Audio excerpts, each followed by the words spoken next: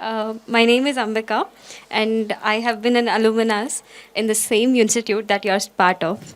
So I joined Sri Chaitanya IAS Academy in 2012, right after my 10th standard, and I did my intermediate and degree in the same institution. In the group History, Economics, Geography in the intermediate, and in BA I did History, Public Administration, and Geography. So there are few old teachers who have taught me when I was a student here. So firstly, Mohan Rao sir was the CEO when I joined here. And so as I could see how happy you all were, the way you were cheering up when he came on the stage. I know I can very much relate to you people because we used to call him as crisis manager when he was our CEO. Because he would never let problems come to the students because we don't even know that the problem existed, and he would solve it. So he was always there to rescue. I still have an example in my mind. So as I said, I was a public administration student. So our teacher had to leave in between, and we didn't have a public administration teacher. So he has a biology background, if I'm right, but still he came and taught us public administration in the first year. So he said, my students don't have a teacher, so I will study. So he was doing his master's probably in Usmania, right? If, so he came and taught us public administration back then. Uh, and then I can see Veerabhadra Rao sir, Srinivas sir. So Srinivas sir was the history teacher.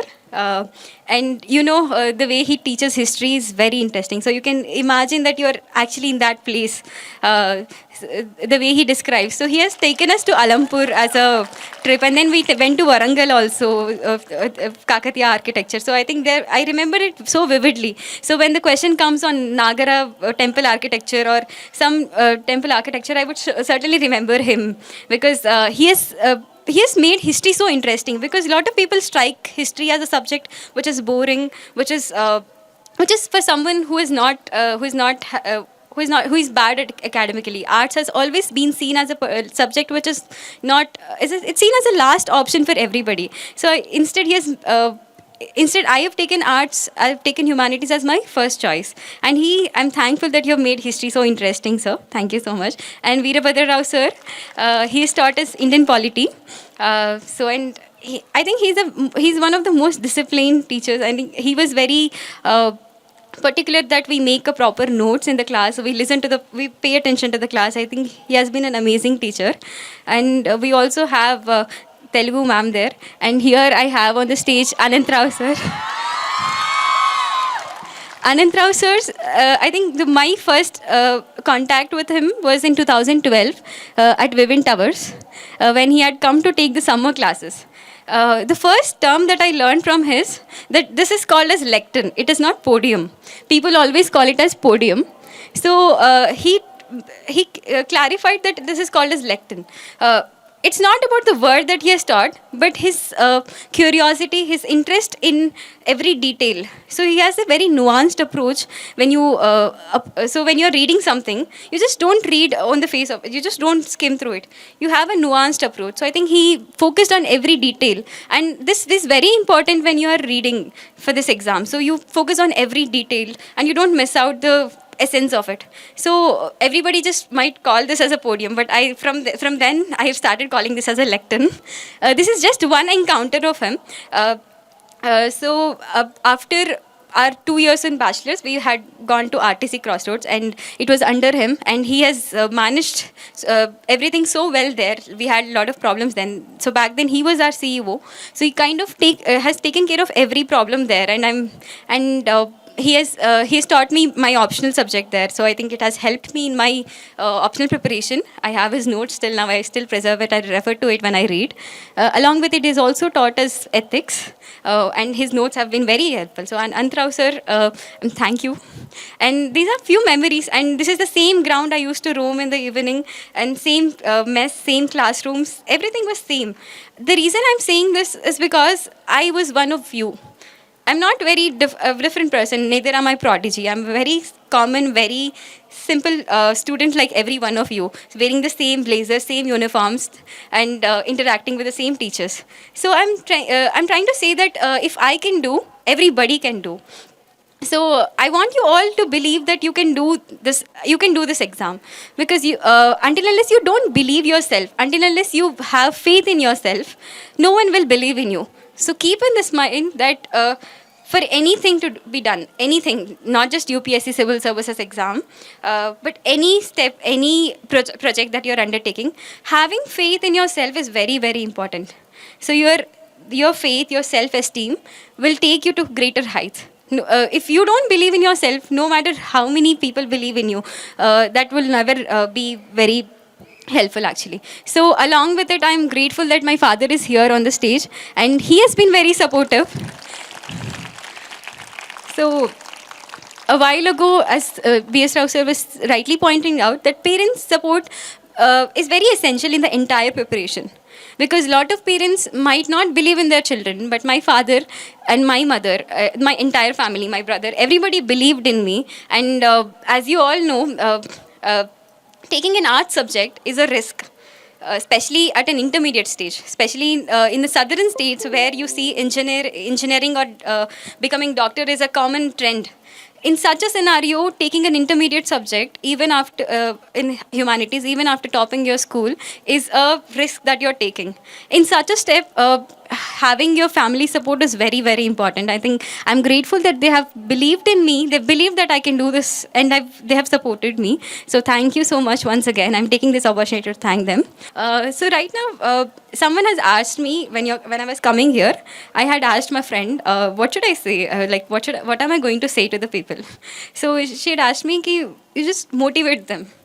Honestly, speaking, motivation which comes from outside is very ephemeral. So it's very temporary.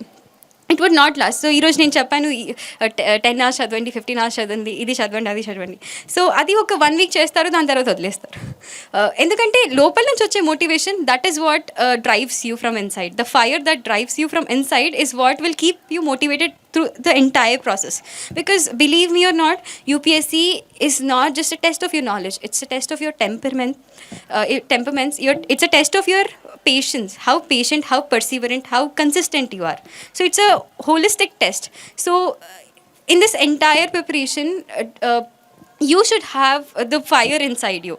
But however, if I have to say something that might motivate you, is that there's no substitute for hard work. Today I'm standing here is because I did the effort that exam takes. I have put everything that exam might have demanded in me. Maybe there's a little lacuna, so my rank has not come to that stage. So I'm trying again so that I can get a better rank. Because hard work is a key to the success. So if you think you're talented enough and you can clear the UPSC, it's not the case. So this is not about talent. So talent might be a cherry on the cake, but the real game changer is your hard work and consistency. So if you are working for one day, so one day పొద్దున్న 4 o'clockకి లేసి మొత్తం రోజు చదివి రాత్రి పడుకోవడానికి వెళ్ళారు next day 10 o'clockకి లేస్తే that is not useful so you have to be very consistent in whatever you're doing so your hard work has to be coupled with your consistency so మీరు ప్రతిరోజు దాన్ని చేస్తూ ఆ కంటిన్యూటీ మెయింటైన్ చేస్తే for sure you will have the success it might take time so it has taken time for me also but it will for sure bring the result because I am standing here because this has worked for me so this might work for you also so hard work consistency and along with it there has to be a direction in what you're doing so it's not like if I ask you to run and ask you to go reach Delhi. So you can't reach Delhi without a direction, right? So you need to have a direction, a map. So you should have planning. You should be very clear about what you're reading and why you're reading and how you're reading. So there has to be a clear strategy in your preparation. So what is a good strategy is something that you have to ponder upon. A good strategy is not that you're writing fancy timetable where you're taking out so much time 18 hours పెట్టేస్తున్నారు ప్లాన్లో కానీ దాన్ని చేయకపోతే ఆ plan any good plan on paper if not implemented would be a worst plan. So a good plan is only when you are able to implement it. So make sure that you're implementing the plan. So for example, during my preparation, I would plan every day. So I would plan my entire year. I will plan entire month. I would plan entire day. So I was clear about the fact that what am I going to read tomorrow. So I was clear about the fact that at what or I'm going to read what. అంటే ఇప్పుడు news paper ఈ టైంలో చదవాలి అని fix చేసుకుంటే ఆ టైంలో చదివేదాన్ని. So when you have a clarity, when you have a plan, you would be more accountable. So if there is a lacuna, you would know that where exactly you are going wrong. So you would know the leakages in the plan. So have a proper planning. And I'm telling you, you would not be a great planner on the first day itself. So it will take time. You will make mistakes, but try to make sure that you learn from your mistakes. The whole process of planning and the whole process of analyzing is that you learn from your mistakes. So I probably am guessing you are from intermediate and degree, right? Right now. So I was talking to a few of my classmates. A lot of them tried, but they couldn't clear, and we discussed that what might have been missing in the entire process. I'm telling you that you people actually are lucky that you have a time with you. You have time with you. You have about 4 or 5 years with you right now, and this is a boon at the same time bane, provided how you use it.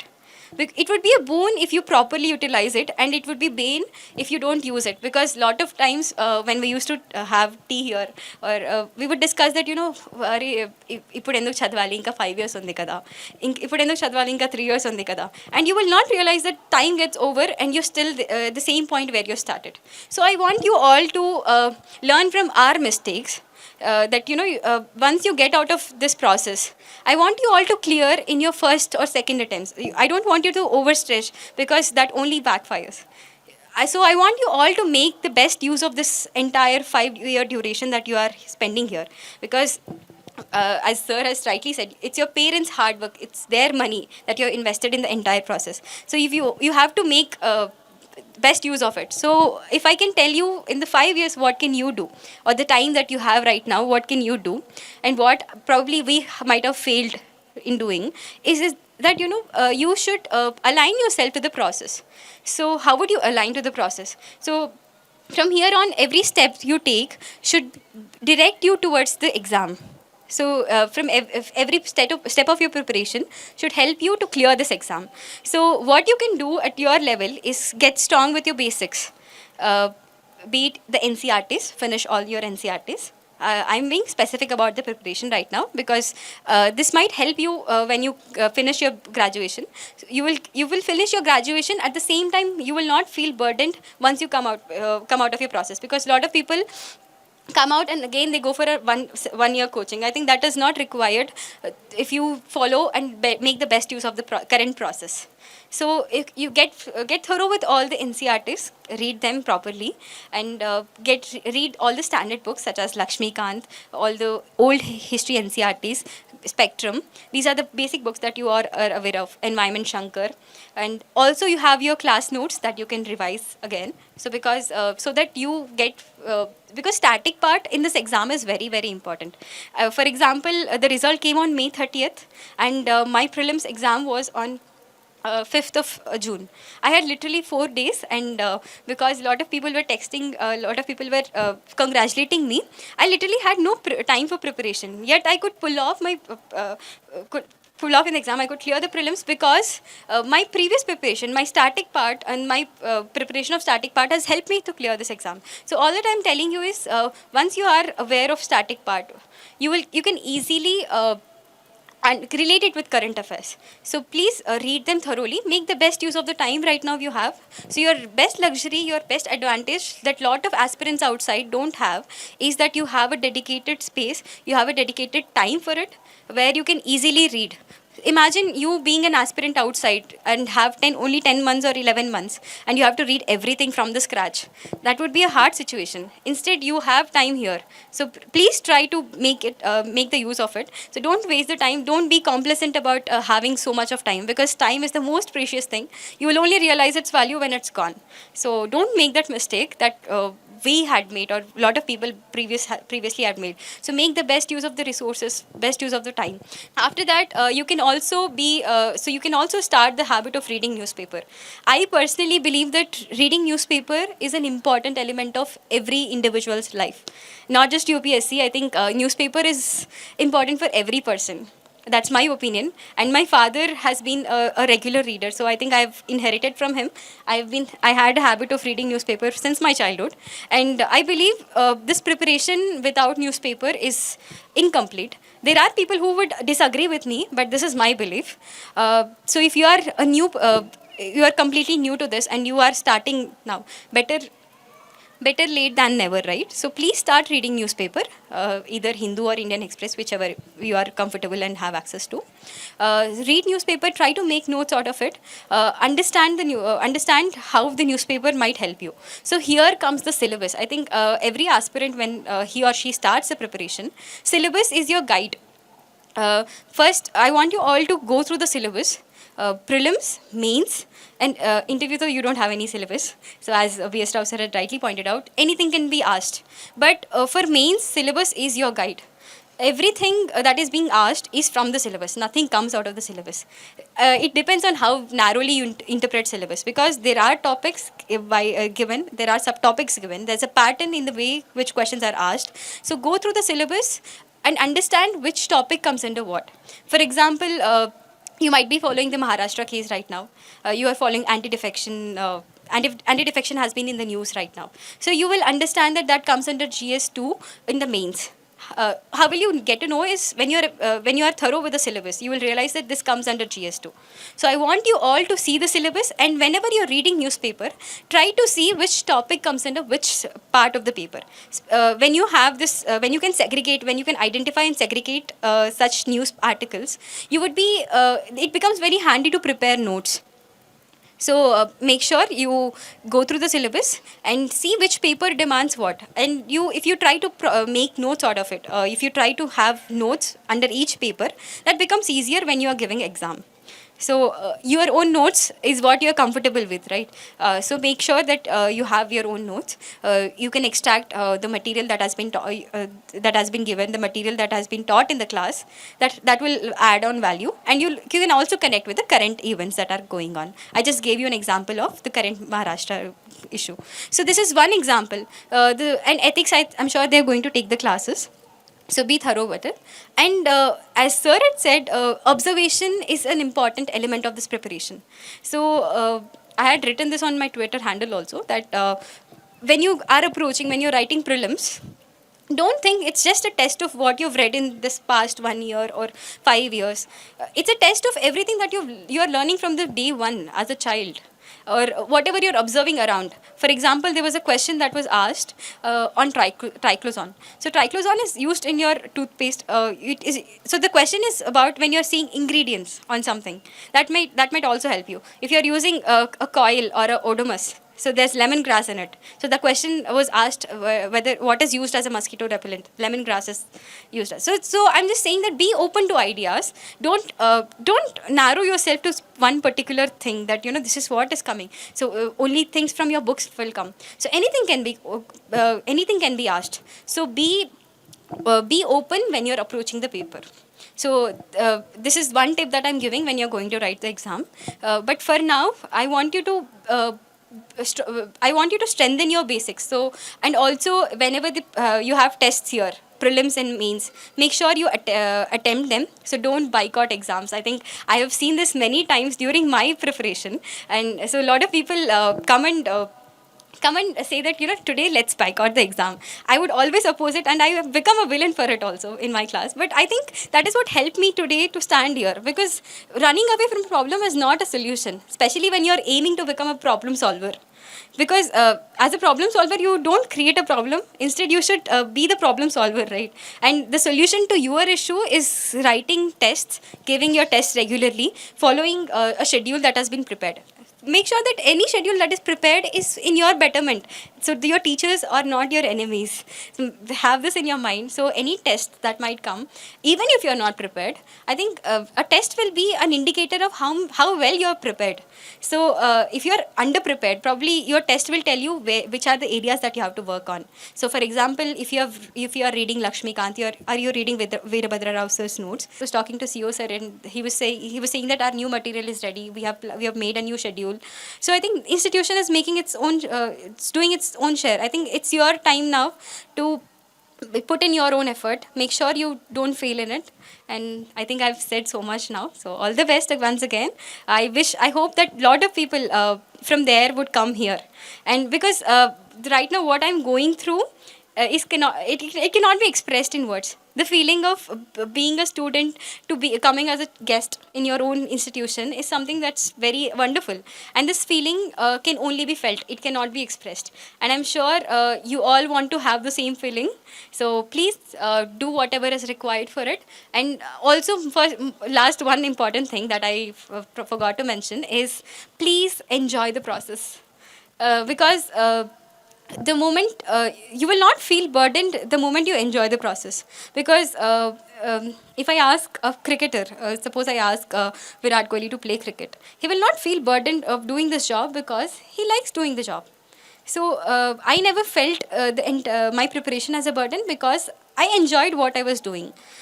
So I want you all to enjoy the process and make sure you don't burn out. I think this is something that I want to emphasize on. Please enjoy the process and make sure you have your own me time. During my preparation, after post graduation, I started my preparation again because I was little into academics and then I came out. So I made sure that I balance my own personal life, and at the same time I also balanced my preparation. So I had my own me time where I would dedicate my time for myself. So make sure you also have that. Don't get stressed because we can see that stress has become a very big blocker in our success. So make sure you enjoy the process. And believe or not, UPSC is a fun process. It's not burdensome. It's not at all burdensome. And especially, irrespective of the success that you achieve in it, this process will make you a better person. You will learn so many things at the end of the process. You will also see, after 5 years, you have joined here. After 5 years, you will see you know so many things about so many subjects. Though you are a humanities student, you still have a better knowledge about science and technology. You have a better knowledge about the current events. So this can happen if you enjoy the process and also make the best use of it. Because this exam is not, it's very transformative, and how transformative it can be, it depends on your effort. So all the best once again. Thanks for inviting me here. Thank you.